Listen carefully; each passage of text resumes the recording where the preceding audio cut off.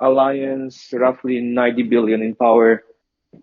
I'm 10 billion K39. We don't really have, well, we have one K40 on the server. That's Right. roughly it. So I have actually related, not really a question, but train of thought to what Ares was asking. Because at this point, I'm setting up more of a, because I'm 10 billion right now, and I'm setting up on Siege's defenses while I'm running T1s, right? I'm running also quite a bit of a mid wall on T1s, T2s. I'm trying to build it up from the bottom. So I was actually thinking, right now my siege HP, it's in city siege HP, it's over 2000%. My siege buffs are quite decent. I'm working on my siege HP debuff to be like over 500. So I was actually thinking about switching two pieces of gear on my wall to have it interchangeable, and basically making say choreo helmet and choreo pants or whatever it is in full flat for my caps, but by default starting battlefields with two pieces of gear that are fully siege HP percentages. Because I'm noticing that if I'm getting hit, it's usually first, obviously, sieges, because people want to get through my sieges. But once they are through my sieges, I'm down to my T1s, right? So I was thinking actually switching those pieces of gear on the fly to get, it's about, well, it's 200% difference in buffs, right? I can get 200% on siege HP, or I can get 8 flat horses HP. What do you guys think about this approach?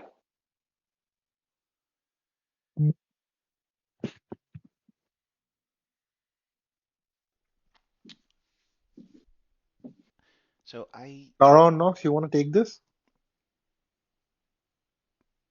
yeah, so flex specialties kind of threw a curveball in here with Yeah, really Kara, we high. can't hear you. Nox, you're on mute.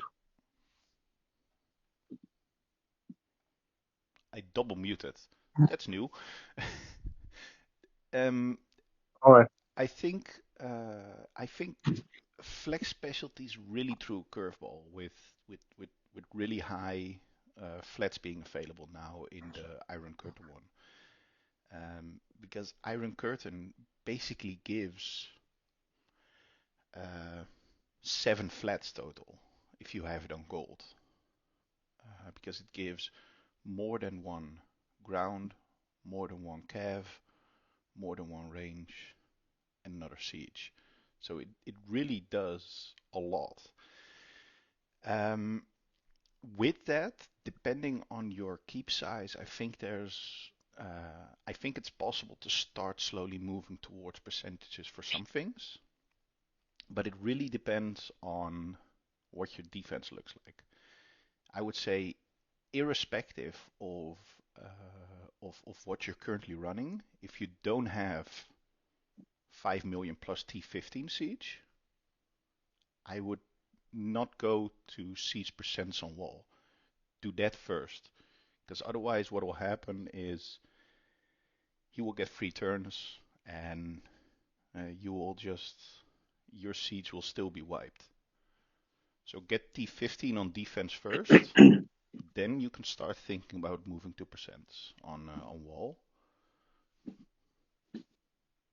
Okay, but obviously it's content related, right? If we're not facing people with P15s all that much or at all, then I'm not really much worried about it, right? No, and of course, I think Rain just said it in chat as well. You don't build for the average battlefield. You're trying to build for the matches that matter. Shalons, All Stars, those kind of Mm-hmm. things. Yeah. I got you. And in All Stars, the rallies that you're gonna get hit with are you can't compare them. And if you hold up there, you'll be good. Yeah. I mean, I was just in the lead couple times, nothing really major yet. Hoping for major next round. But yeah, I mean, like I said, everybody's gangsta until they got 50 bill calf rally on you. And yeah, Yeah. everybody's gangsta until then. Yeah. Alrighty, thank you guys so much. All right. Thank you. Thank you, MP. Thank you. Oh, my mic is I working think now. I saw what you wrote in the chat, Kara. Okay, I think King QX wanted to speak. We have BK wanting to speak. That's new. Yeah, we have BK. Yeah, okay. Get BK and King QX, and then we have Sweets also. Yeah, get BK in first. Hello. I invited him. Hi, BK. How are you? I'm just here listening to these sexy voices. Yeah, this is like a mechanics thing. I think this doesn't suit you, right? No, have a good day. All right, have fun. How are you, bro? I'm good. Are I'm you good. you can hang. You can hang if you have time. No, it's okay. I'll leave it to the experts. I'm gonna go and keep losing. Just hang for 5 minutes, bro. Sure. Yes. Have fun, guys. Okay, so you hang for the next question, BK. Okay. You answer Okay. the next question and then Sure, you get to go. I'll Okay, I think answer King the next QX question. wanted. Okay, I think King QX wanted to. I'm trying to Speak. find him.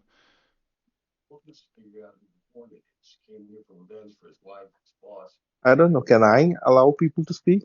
Yeah. Okay, Yeah. I If think you I can do that. right-click, you can choose invite to speak. I think I did that. Oh yeah. Yeah, what's up, boys? Hi, King QX. How are you? Hey, what's up, boys? I'm good, man. How y'all doing? I'm great. Beak is gonna answer your question. Oh, Beak has dude, BK? volunteered. Let's go. Yeah. All right. So what's your? If you could. All right, so my question was regarding flats and siege attack. I've heard that cav flats on attack aren't as useful as, so to say, siege attack. What's y'all's view on siege attack percentages while still running cav flats for HP and defense? Absolutely the right way to go. So this is the first time first and last time I'm gonna nerd out with the group, right? But yeah, the reason being, of course, has to do with battle sequence and when and where siege will engage and what siege engages what. So siege is always going to be different because of the different ranges that you have, right? So you always want to max out the top range, which is going to be the 13s, 14s, 15s, and 16s. And because you want to max out the top range, you're going to want to work on percentages because they already have the high bases. And so even when being debuffed at 13s or 14s or 15s, even at full debuff, they're still going to be better than flats. The reason that cav flats work well is only if you have a T1 wall of cav. So they definitely it will be a bit of a sacrifice because you are weakening your top layers in order to provide that strong bottom layer wall, which in many cases will not matter because a lot of times you're going to be, or the top layers are not going to be sufficiently strong to stand up to a archer rally anyways, and so therefore it would not really matter. You're not really sacrificing because they would have gone anyways. Yeah. And so you just keep that wall there, and if that wall, the hopes are that it will give you an extra turn or two, meaning not in the battle sequence, but in the game, it'll give you an extra turn or two, and they're cheap to heal. So if you're going to be fast enough to keep on going in and healing that T1 wall between every hit, it's a cheap, extra turn or extra few minutes you get to play the game. And so, yes, siege attack is not going to be a flats thing. It's going to maintain being a percentage thing because you want to keep your siege attack strong. That can be questionable. There have been, the theories floating around saying, well, siege attack probably is already enough because per turn, your siege attack is probably enough to kill whatever's coming in incoming anyways. And so therefore, some people have looked and said, well, let me then try to go ground attack because, ground will be earlier on the sequence too. Versus other things, but in general, the siege attack and the cav or more recently ground T1 walls having flats have been the way to go. But of course, the build has to be built accordingly. You're going to need siege attack only if you have a sufficient number of siege. There should be as many T13s as you can possibly build and just keep on building them forever.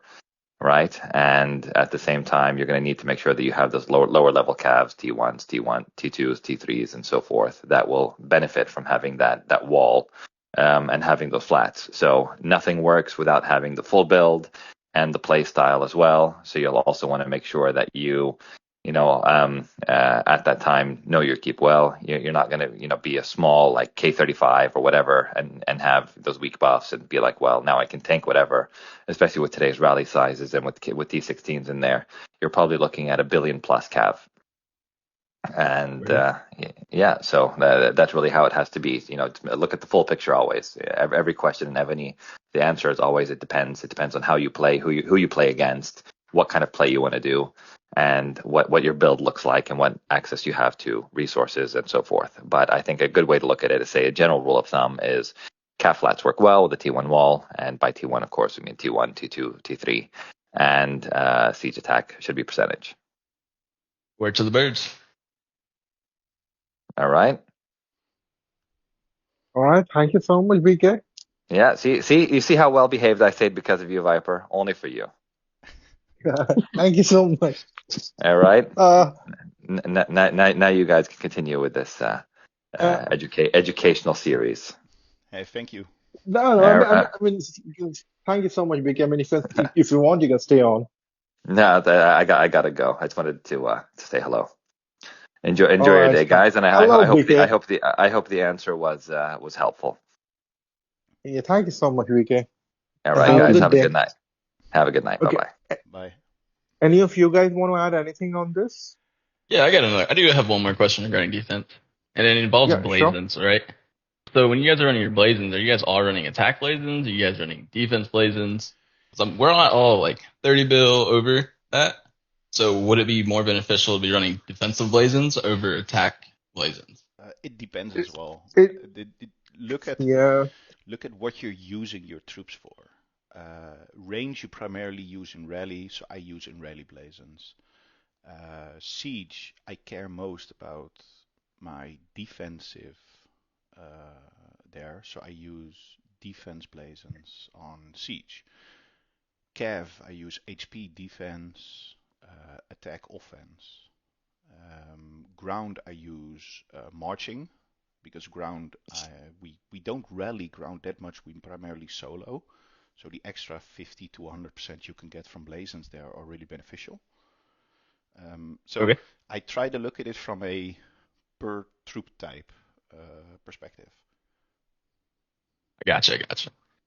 Just making sure I'm building this right, because I'm not trying to get one shot in challenge, right? I'm not trying to be 5 bill and getting one shot because my defense buffs aren't over 3k. Well, blazons can help you get there. I think that's the way to look at it. Is if you're lacking in a certain area, use the blazons to get to where you need to be. Blazons. So the thing with blazons is they're extremely expensive to build.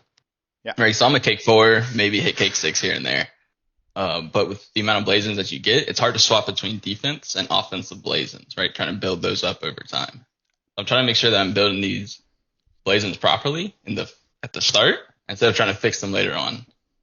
I personally think switching is a nice theory, but until they introduce the ability to switch blazons like they do for example, Monarch gear, I don't think you're going to be fast enough, because the rallies are going to hit in such a fast sequence, and the amount of clicks you need to do to get to blazons and then switch them, the rallies are hit already before that time. That's not what I meant by switch. I meant like if I did like all attack blazons first, like trying to boost like rally attack, marching attack, not trying to switch between like presets, but trying to build them properly the first time and not have to go back. I did basically the blazon equivalent of weapon and ring first, then the HP ones, and then the defense ones. Gotcha. Yeah, then answered all my questions that I had. All right, thank you, King. I appreciate you guys. Rex. I think Sweets wanted to speak. I'll just invite her in now.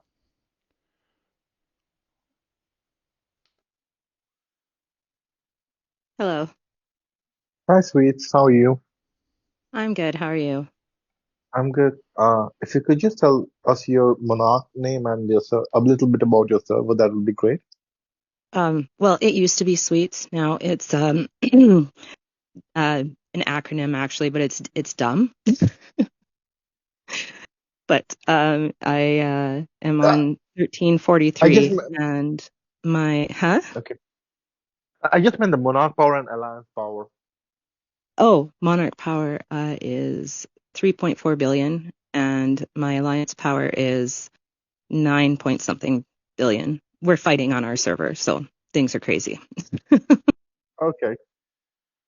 But my question is, I'm not very good at making a decision, so I think you kind of started to answer it though, like because I don't have just a lot of one type of troop, like for a T1 wall. It's like I've built all of them up really high, and then to 2, and then 3, and then 4. And I was just wondering if that's okay to do, but I guess you kind of answered that a bit. Yeah, I think we discussed this last time. We had like a difference of opinion also on this. Like someone said that you can actually run a ground and a cav trap together. One thing you cannot run is a siege trap. Siege T1 to T4 are just weak. So I don't think like Okay. running a siege trap is a good idea. But I think some people said like you can run a mixed trap, but others were of the opinion that like a single troop type trap is the best. So there were different opinions about this.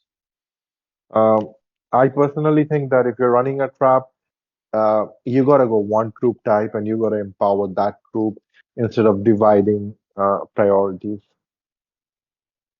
Okay. And you think Cav is the best one? No, I think I mean I have seen a very good range trap, so I don't know what's the best one. I've not really Exactly. That's why I dealt with. just build them all. I think for a trap, the range one is most effective, but also probably most difficult to build. For wall, Cav is probably easiest still. It's relatively inexpensive to build 500 mil Cavs or whatever you need for your continent. And with HP and the right and a few attack flats on there, your T1 and T2 Cavs will be really effective in defending. Okay. The thing is that so if I look at it from my perspective, I basically run a cav wall, and then on top of that I run half of that as a ground wall. And the main reason for it is that ground strong against range, so cav takes the hit, ground essentially takes it out. And because you're running a ton of ground as well, you're not a ground one shot after that. I think you said you were 3.9 bill power, so not trap level. 3.4. Yeah. I think T1 wise, Cav is probably the safest bet. Yeah, because I was actually going to ask about ground because like ground has, well, my ground anyway has a way higher defense number than, my Cavs have a way higher attack number. So I was going to ask, like, can you do that too? If you can't do all 4, can you do 2 like that? It just because it seems to make more sense, but maybe I'm wrong. I don't know. So ground is your tank, so you use it to, you want to keep them alive as long as possible because their attack really isn't all that much. Exactly. Yeah. And I think that's how you should treat ground. Buff their defense, buff their HP as much as you can, because getting if you think of ground, buffing their attack just means it gets a little less weak. I do run a few ground flat attacks on my wall, purely for the case that it makes some difference. And I'm not talking about 50 million extra troops killed or something, but purely anecdotal, maybe 200k, 300k troops extra, something like that. So it makes a small difference. That was my other question is the running these on your wall. So you do run mixed buffs on your wall? Yeah. Oh, I was told to do it differently. So what does that look like? Cav HP, ground and cav defense, attack, a combination of ground, cav, and range attack. My siege attacks are percents, no, not flats. That's essentially what my You wall put that on one piece of gear? Is that what you mean? Sorry? Sorry, could you repeat the question? Oh, sorry, you're breaking up. Sorry. I didn't hear you. I asked if you could repeat the question, but I'm not sure if I'm the one breaking up or you are. Oh, okay. Oh, it could have been me. But so do you put the mixed buffs on one piece of gear, or like how do you do that? That's what I mean. Wherever I get them. It Based doesn't on matter how if it's on lucky the you are. ring, weapon, or dragon. As long as my total is the ones that I want to have, I don't care if it's on the dragon or on any of the others. Sorry, okay. Kara, you want to say something? I just said like based on your luck, so in which gear you get first, the gold flat, then you just lock it in.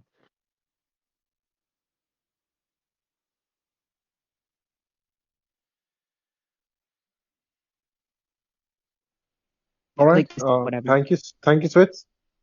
You have any other questions? I think I'm good. That's interesting to know, so that helps. Okay. Thank you. All right. Thank you so much. Thank Willie, you. he wants to speak. I'm just going to invite him now. Okay. Hi, Willie. You're on mute. How are you? Hello, how's it going? We're great, bro. I'm Will, server 1306, around 9.2 billion. So this is more of a theoretical question because I'm not like 40 bill or huge, but do you feel that as buffs and the size of keeps are going up, that there's a sort of a trend where cav rallies into keeps are becoming sort of underpowered? Because I know in theory that when you're rallying bigger keeps, you clear their siege with siege, you clear their calves with ranged, and then you send calves to when they're ground and ranged. So I feel like at this stage, like cav rallies are kind of like you just blind set them on like smaller keeps and they just clear everything because of the buff differentials. But do you feel against bigger keeps, even after clearing their calves, that cav rallies are kind of underpowered based in comparison to what they're supposed to do? Thanks. Well, this is about cav rallies, so this is Viper's Viper's Definitely. baby. Okay, so theoretically, there are different ways of doing it, right? Like siege to kill siege, and then siege to kill arc, and then calves should clear. Maybe like a range rally to just kill the calves. That's one way to go about it. If you hit someone with range first, it should clear the calves, and if it clears the calves fast enough, it will get some rounds on ground and then kill the range. And then you can calve. Um, I don't think calve rallies are uh, soft or weak now. Of course, the buffs really matter. Um, I think it's still so basically what you were saying is right. Like once you have killed enough arch by siege, you can calve it, right? The calve kills all the ground, and then the ground does the clear. Or even if it has range, as long as it's not like really high tire range, you can calve it to kill all the high tire ground, and then ground does a much better job of sweeping it. So I don't think calves are really weak. Again, if you have got like a really strong calf rally, then I prefer attacking with calves a lot because calves are a little weak defensively, right? So you don't want like to be hit with range with like a lot of calves in your castle. Yeah. Actually, Cavs were really strong, and now they just overpowered them even more with the last champion lady. Yeah, and Yeah, I mean, Napoleon, Andre, the champion, the Covenant stuff. We calculated that you could relatively easily get 200 to 300% extra Cav attack without doing a lot of other things. Yeah, So Cav would be example much stronger Viper, even. Viper, which maxed out everything, so he just got like 100% Cav attack increase just by finishing the new lady. Yeah, I think there was a moment where Cav rallies were a bit broken, and that primarily happened during All Stars rallies where we did keeps where we would do 20 bill Cav clears. We all of a sudden did 2 bill in All Stars, and after All Stars we did 20 bill again. So there was something wrong there. There was a glitch running, I guess, something like with the flexibility packs or the stuff. Something was off the limits. Yeah, All Stars like Cavs wouldn't clear like 4 or 5B without reinforcements. Yeah. There was definitely something wrong with Cavs in All Stars. But I think I do think it's largely the rally size. A 10 mil Cav rally isn't going to do much. A 70 mil Cav rally or 50 mil Cav rally, that's going to hurt any keep. Yeah, but even with that, like we really need to consider like a lot to be to have lateral buffs, not just the rally setter buffs, because each of the morts will fight with his own morts. So for sure. lateral buffs are really important, and so that's why people change alliance, so they go to a, let's say, higher coin alliance, because everyone will have high buffs, so the rallies will do way more damage. Yeah, and that's also to Mogi's point in chat. It's nice to have a sort of island K44 on a server where the rest is K37, K38 for yourself. But for the team, it might actually be a drawback instead of a benefit. It's better to have 6 K40s and a K42 than to have 1 K44 and 6 K38s, for example. All right, thanks for having me on. All right, thanks for the question. Thank you. All right. Do we have any more questions? I'm seeing a few things in chat. Some of them are already being answered by others as well. Okay, Bellamy wants to speak. I'll just invite her. Hi, Bellamy. How are you? I am good. How are you? I'm good. Thank you so much. If you could just introduce us to yourself, like your Monarch power and a little bit about your server. Yep. My alliance is about 120 bill. My keep is about 7.7 bill. And we are in an app server, largest alliance, 1167. So newer server still. I guess not that new anymore. Question is about siege layering. So I'm a nerd and I like to read spreadsheets, and I've read a lot of what you've posted, and I see a lot of conflicting information on siege layering. There is the concept of, if you're doing small siege, large siege, T11 versus T13, you want layers of 100 of everything because those layers are just going to die anyway and give away points, so maximize the siege layer. There are also theories that you want 1,000 layers or higher in those layers to mitigate or reduce some of the hit before the siege hits so that you have higher siege hits. Can you help me understand your perspective on which of those would be the direction you would go? Anything below 1,000 is not really layers. I mean, I wouldn't consider anything below 1,000 as layers with the current March sizes.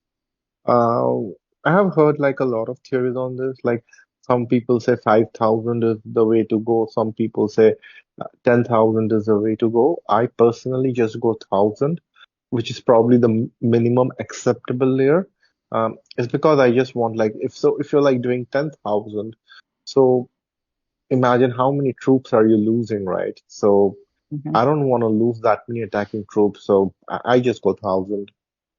So 1,000 is like if you do like 10,000, that's about 576,000 troops gone, right? Like Hmm. if you have Right. T15, if you have T15, it's a little lower, but it's still like 500k troops gone. I want those extra 500k troops, so I would never go for something like 10k. Even like 5k, that's 300,000 troops gone. I would never do that. I want like my high tires there attacking. So yeah, 1,000 I think is the minimum acceptable, and that's what I go with. You're talking about attacking, right? Yes. Yeah. For rallies. Yeah, Yeah, that's what I I go do with. think that's where some of the confusion always comes from. It's are you using it in a building? Are you using it in Throne? Are you using it in rallies? There's a No, this little would be. bit of a I'm sorry. different My answer question's there. specific to rallies. Yeah. Um, so I use 5k layers on most of my marches purely because I don't want to keep changing them. So I can use them in buildings and also in for example in Throne or in rallies.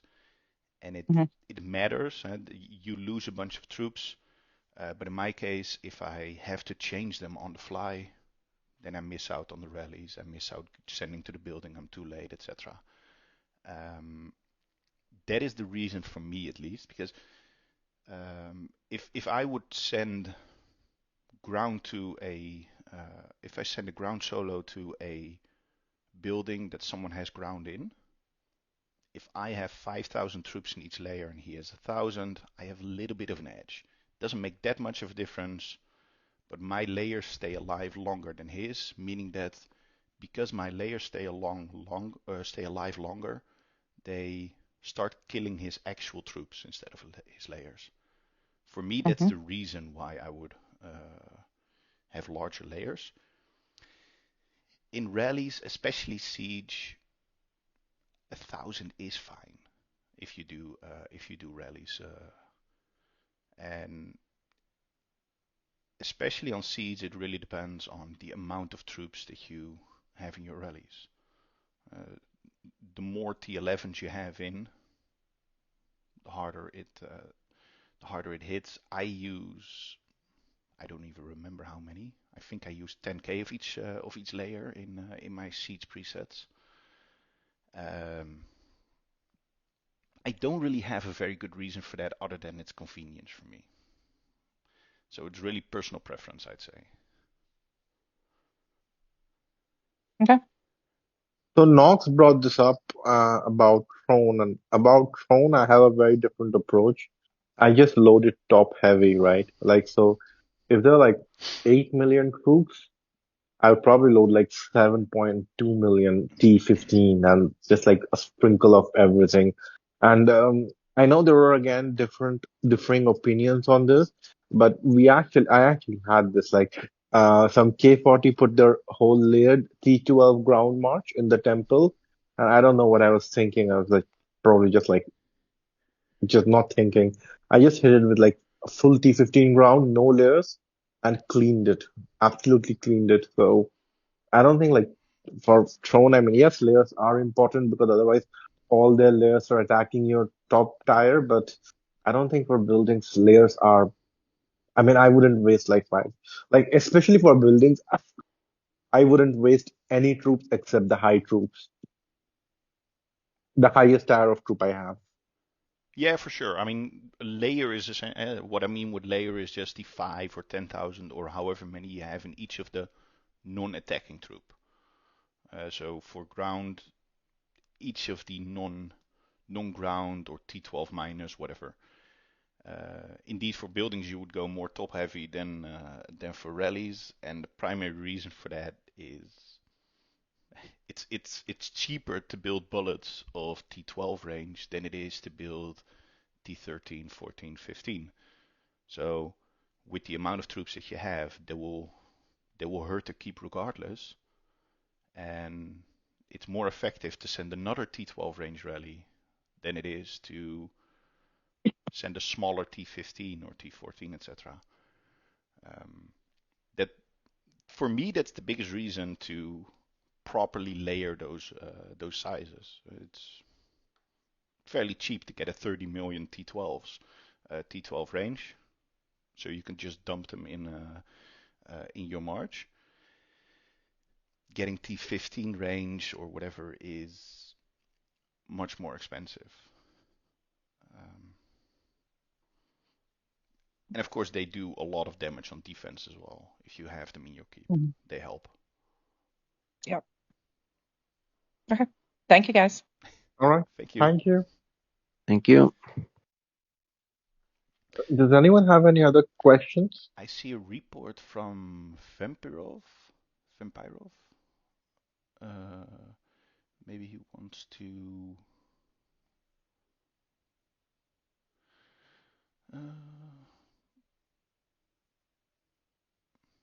I see Lol requested to speak as well. I'll accept him in the meantime.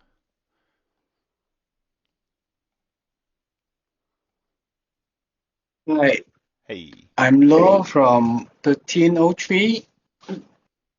I'm quite interested in loss trap keep. Loss is range trap.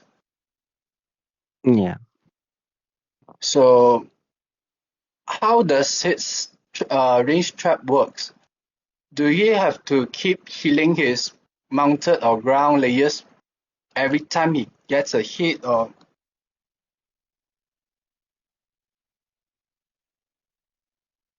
I think he has hello? to heal his. Yeah, I think he has to heal his layers because um, if his siege layers are dead, then even a solo siege would do like a lot of damage. Generally, why a solo siege doesn't work on a range trap is because the siege is focused on the layers, and by that time it gets killed by either the ground rushing out or I don't know. I don't know what kills it. I really haven't seen the report from Lost. But That's yeah, it. That's it in RSP, right? That's the what you call it in the FAQ. His report, he took that ground hit, but lost like 70 mil power. That's crazy. yeah, ground is very easy because the range can kill ground, right? Like imagine a real battle, right? Range can kill ground. Like if ground cannot reach the castle from a distance, archers can kill ground. So ground is easy to explain, but archers can't really kill siege, right? So something else is actually going out and killing siege. So I'm not sure like what it is. I need to see his reports. But yeah, you have to heal layers, otherwise it won't work. Siege will just clean everything. Even a solo siege would clear everything if all the siege layers are dead. Kara, have you seen any reports? Like, have you gone into the details of those reports exactly? I think I saw, but I forgot, to be honest. But I just remember he had 50k layers each, at least. A little bit more heavier on range and T11 siege, T12, T11 siege, something like that. And yeah, the rest was T3 to T1 heavier range. But yeah, in details, I don't remember, to be honest. Yeah, Pavi makes a good point in chat as well. It's important to keep that 50k or 20k, however many layer you have alive. Yeah, So yeah. each time you Especially hit, for trap. keep healing them.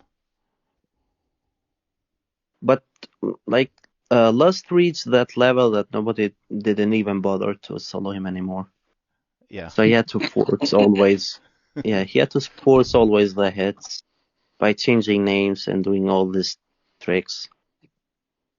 Yeah, yeah. You hope to be hit, so you try to get into, you try to get port swaps. You try to change your name and try to trick them, try to trap them, of course. But at some point it becomes difficult, and I know Viper knows just as well as we do. We know exactly which keep is a trap from the teams that we're up against in battlefields, because we've splat on them before. Simply said. But since you are talking about a pot swap, right? What kind of rallies can a range trap take? I would stay out of rallies in general where possible as a trap. If you go and support into solos where you can, rallies, I don't know, it's easy to go very negative on rallies. And especially with these newer march sizes, if you talk, for example, a 20 mil rally, in the case of teams like VIG or RSP, you're talking about 3 keeps. But let's say because there's like a range takes out calf, so would taking a calf rally with a range trap keep be very positive? Well, depends what kind of a rally, but yeah, usually it would go positive. But even if you are getting cleared, let's say you are getting hit by a really big rally, it still would do a good amount of damage. But big rally, it won't hold even that. So we don't need to overpower even the traps because it cannot hold the full cab rally of VIG or RSP. That will be clear. It doesn't matter because it will clear you out, but it will do damage for sure. Okay.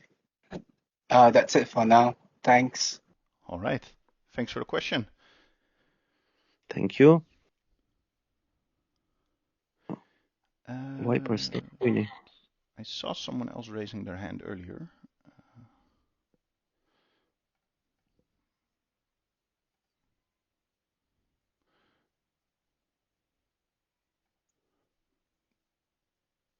There Hey we go. guys. Hey.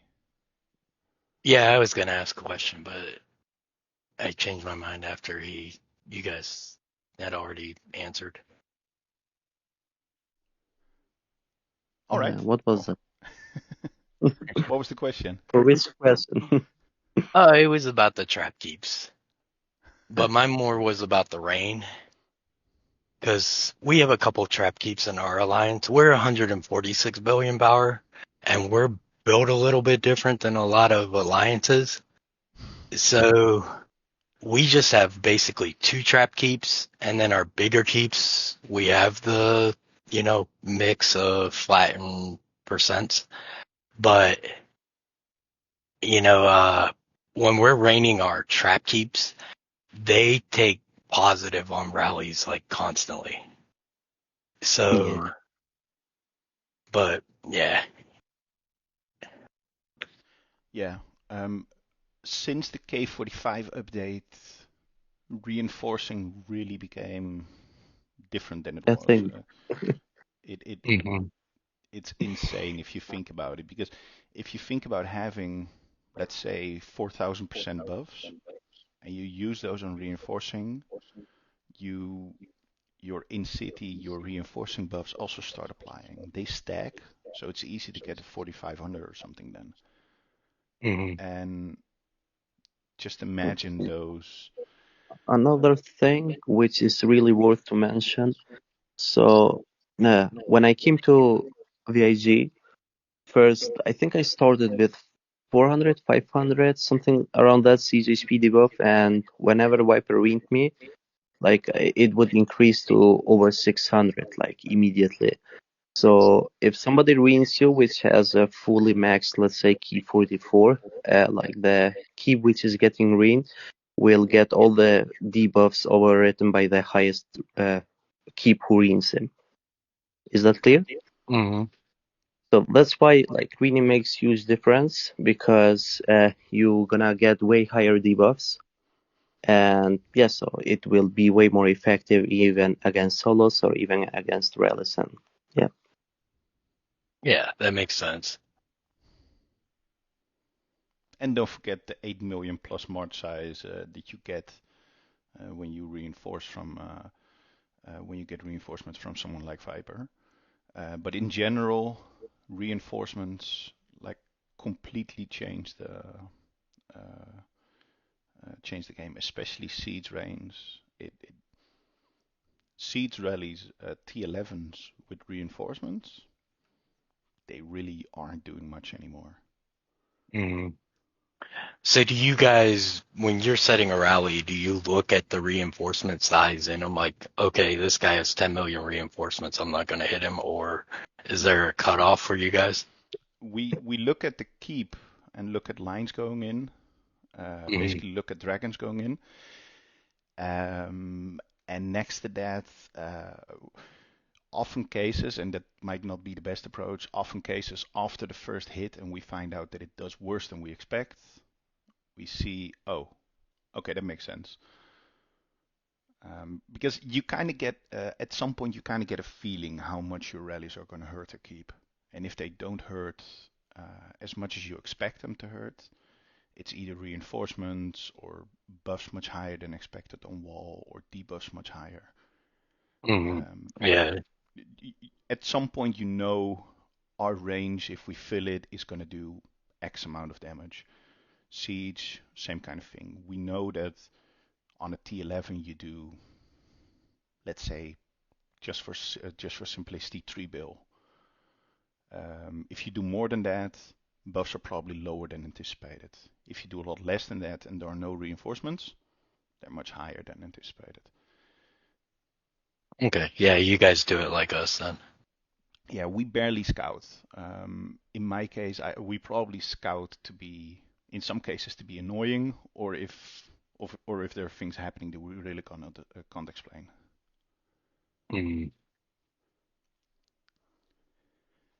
Cool. Usually, like how we do it is, so once we hit, let's say, a big keep, and once I usually just go through battle details and I just check like from higher tiers what's is still alive, and based on that indication I know with what to go next. So that's how I play around. Yeah, our So I don't previous rally go is and basically the scout scout. difference. Yeah.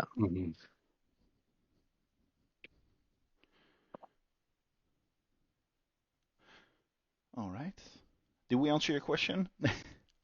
Yeah, like I said, you guys answered it pretty much earlier, but that helped add on. Thank you. All right. Thank you, guys. I see Foxhound had a question in chat. Before you invite him, can we just check if Viper is alive? Viper? Yeah, I'm here. Okay. He fell asleep. No, I'm just. I know what he was doing, but it's fine. I'm not gonna call him out.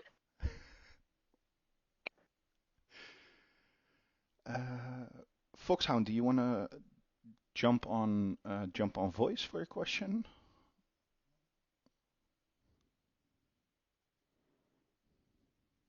All right.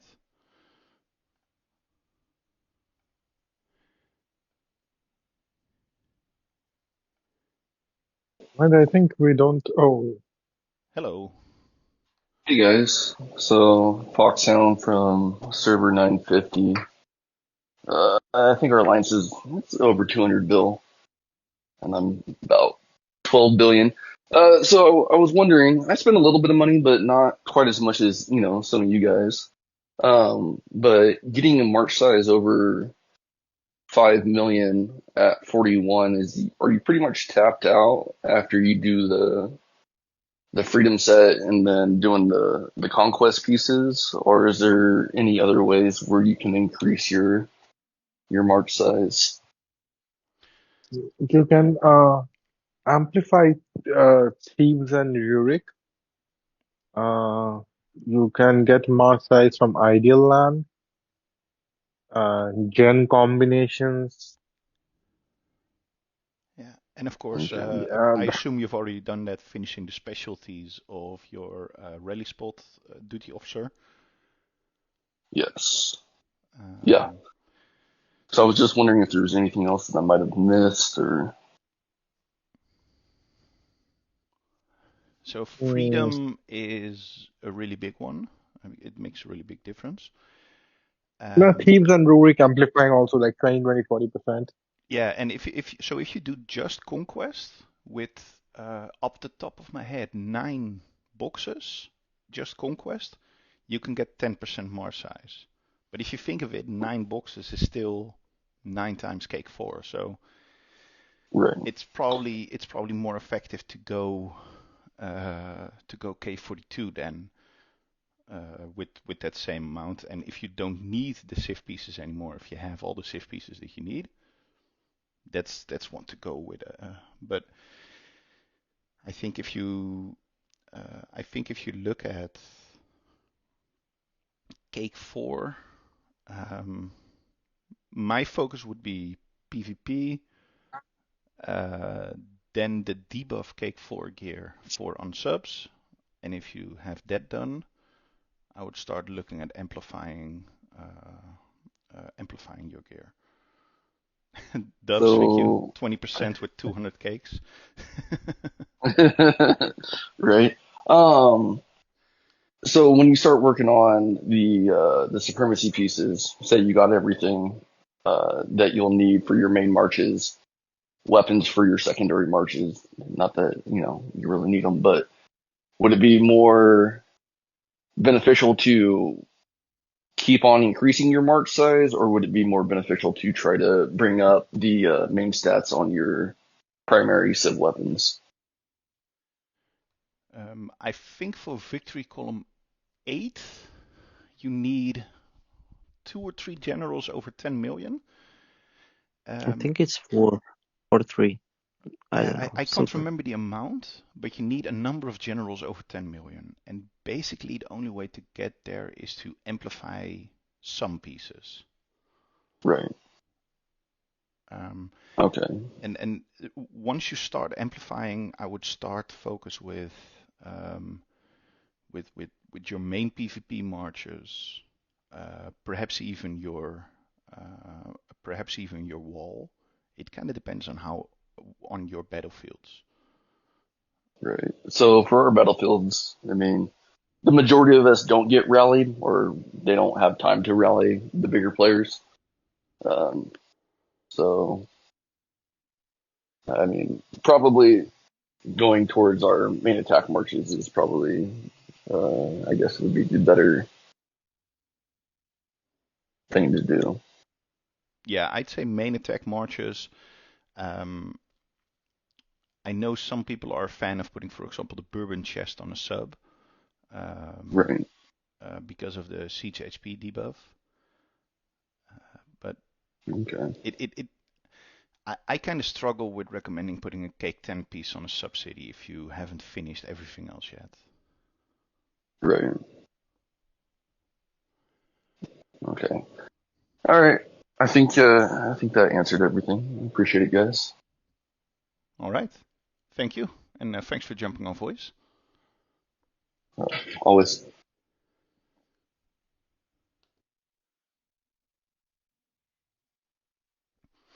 All right.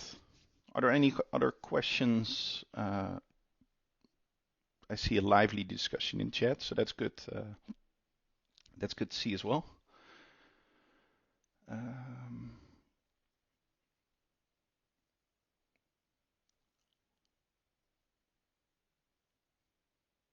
Rez had a question. I have a question about raining our calf traps. Rez, you want to jump on voice?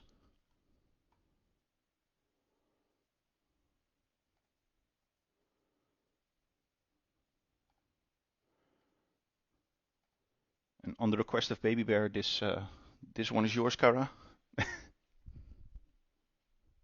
Yeah, I got it.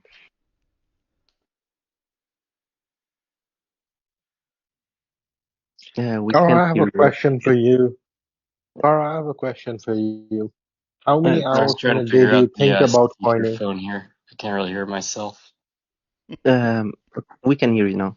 Okay. Yeah, Kara. Yes, so I have Kara, a my question question. about raining traps.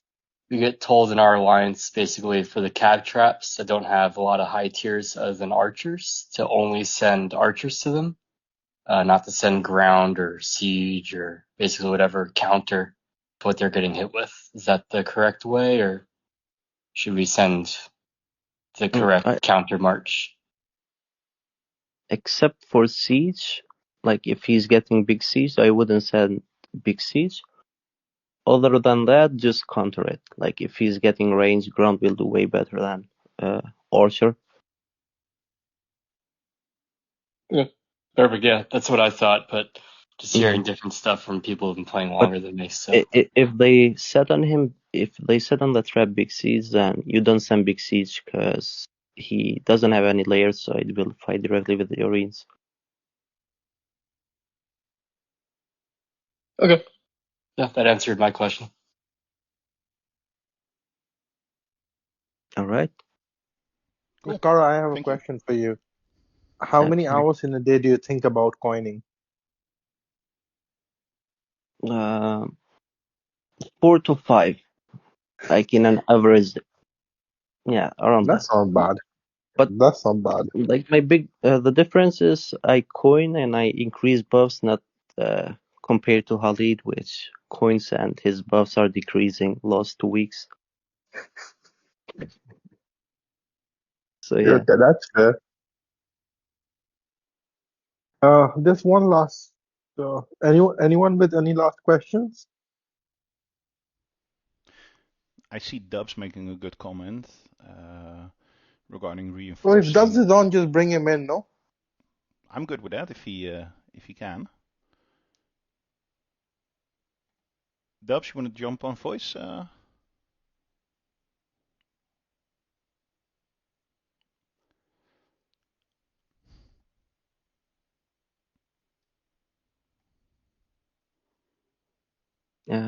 Okay. invited him. Hi, Dub. How are you?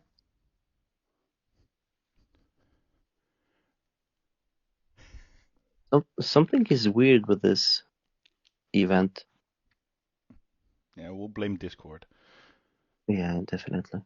I had to restart Discord 3 times till I got all set. We should Dubs switch is to muted, live. actually.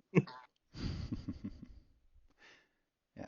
So the question from Dubs was, do you still is the question still the same if you think about reinforcing and the time it takes to ask for reinforcements and get them, etc.? Is your decision making still the same? Meaning, Sorry, are you sitting for reigns or jumping? So we asked like our top 6 not to jump. Everyone else should jump, but the top 6 we asked them not to jump because as long as we get like 2 or 3 reigns in, it's not gonna go positive. It's not gonna go negative mostly. So we ask our top 6 not to jump. Everyone else, we tell them to jump. Yeah, so I'm top 10, so don't try to rally me, I will jump, guys. And Kara is annoyingly fast at jumping. Yeah, we do the same. For us, it's jump until we specifically say that you don't need to. Right. Reinforcements are always like a sort of a touch and go game with reinforcements being delayed coming in, with it taking a few seconds with them arriving, and once they're in, getting 24-hour rallies when you try to get them back. I mean, and it kind of sucks if you it kind of sucks if you send reins out to someone, be rallied yourself, try to get your troops back, have to restart the game to be able to get your troops back, and once you restart it, you're on fire. It's kind of a bad thing to happen, of course. Yeah. But happens all the time, especially in all source. Yeah.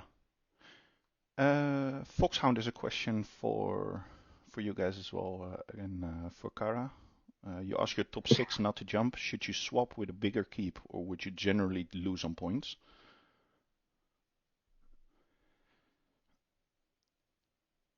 No, it's not easy to force swap when we have like 3 rallies out. So No. Like usually it does force I mean, swaps. Mountain and Kara does post swaps, but that's when the game has slowed down. When the game has slowed down, it cannot be in the first 5-10 minutes. I don't think so. No, if you port swap, Because you you're probably missing. miss 3 to 6 rallies joining them. Yeah. So Depends. I don't think Mountain would lose any rally, even for swapping. He's the fastest player I ever played with. Not gonna lie. When he's drunk. no, No, no, but for real, no. for real, I think 2-3 rallies will be lost, Kara, no matter what you do. Like because you're getting your march Montaigne back and never. all of that. So, but yeah, but I yeah. I bet mean, we can bet I mean, Viper. I mean, Montaigne is really fast. it kind of yeah, depends sure, on the state of the 100%. game, of course, because depending on the game, you set when the other team sets, and if that happens, they have a rally up, you get a rally up, and once they send the rally, you're gonna port into their rally, and Yeah. only then you can send, and you're probably gonna miss at least one rally irrespective. Depending on the amount of ports that are still available, etc., you might miss more.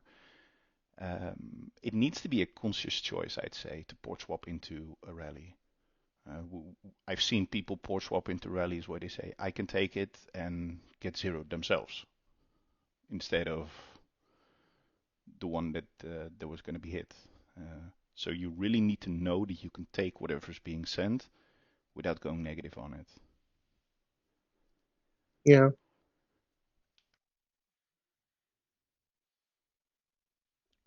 I see Don Lefty has a question on what is the best way to push two players on 1-3 during qualifying in echelons?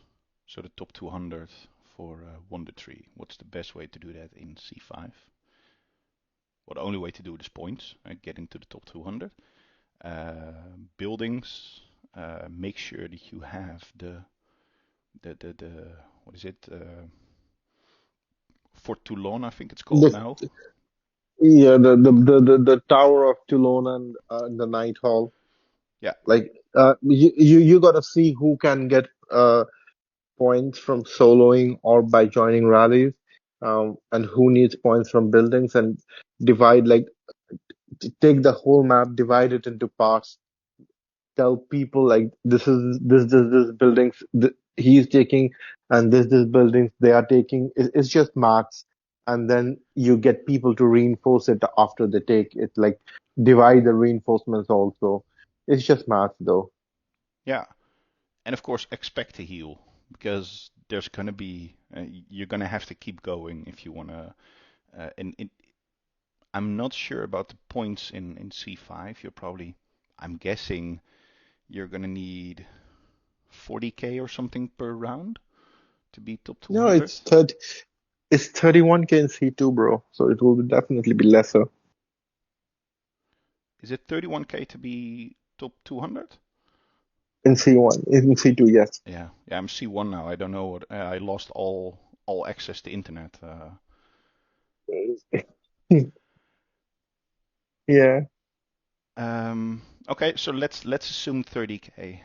You can if you are clear, if you're aggressive on buildings, you can probably get 10 to 15k from buildings alone. There was an additional point from Dawn on one of the two players can rally with a 34M capacity. About 26K for C5. So I think you can get 44,000 from taking all the buildings for 2 hours. So as long as you're winning comprehensively, you can probably get two people in. Yeah, so you need the buildings, you need to win, need to make sure that all that is covered. So let's say to be safe, 30k on a win, 35 to 40 on a loss. If you are in a team where you do where you rally a lot with a bigger capacity and you're specifically trying to push those players, try to have one of those set the rallies, or have if the setter gets a tremendous amount of points from the rallies, have the setter join with just one troop, for example.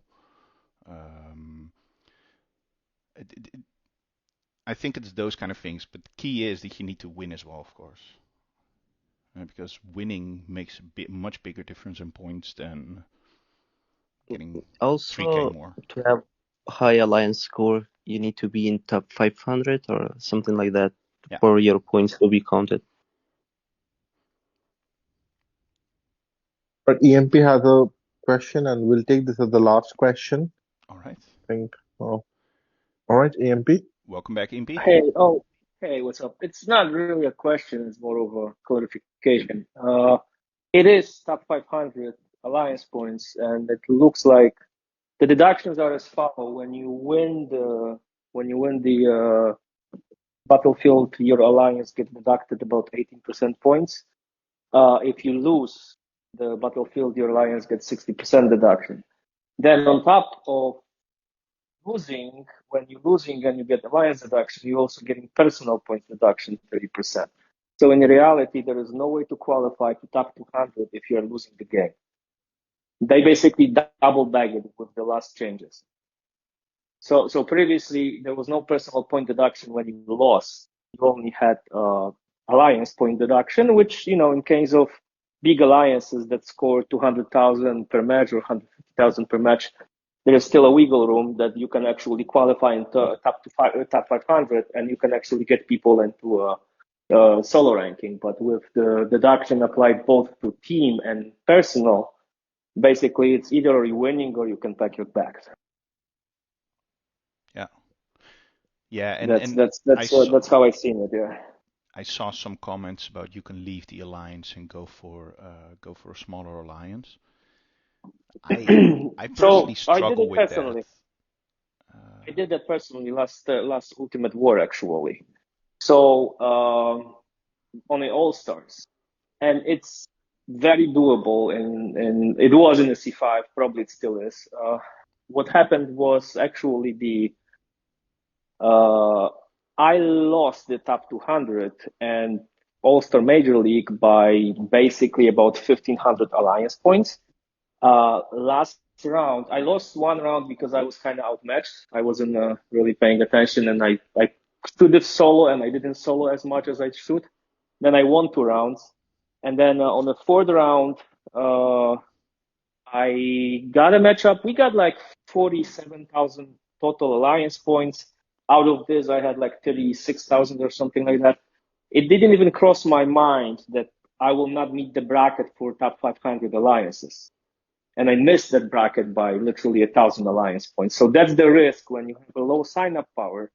You may not get enough of PvP points to actually get your alliance into top 500.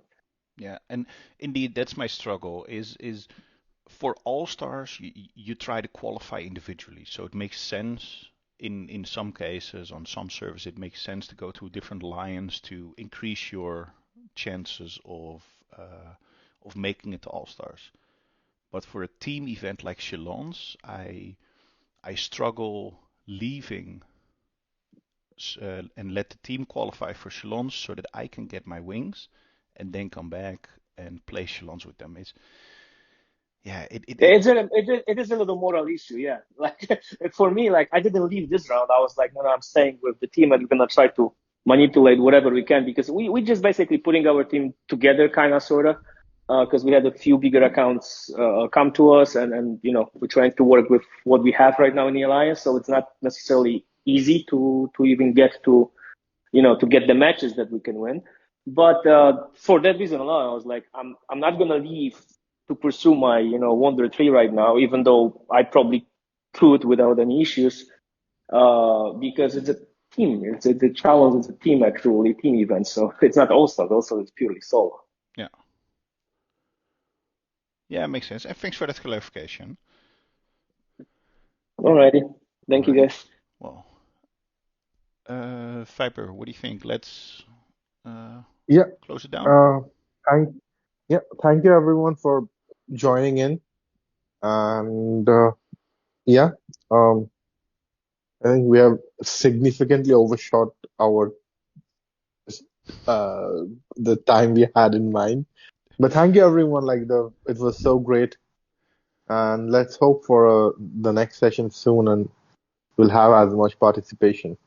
Yeah, at the peak we had about 140 people in audience, so it's an amazing turnout. That's amazing. Thank you, and everybody, thank you for being here, and I hope to speak to you soon.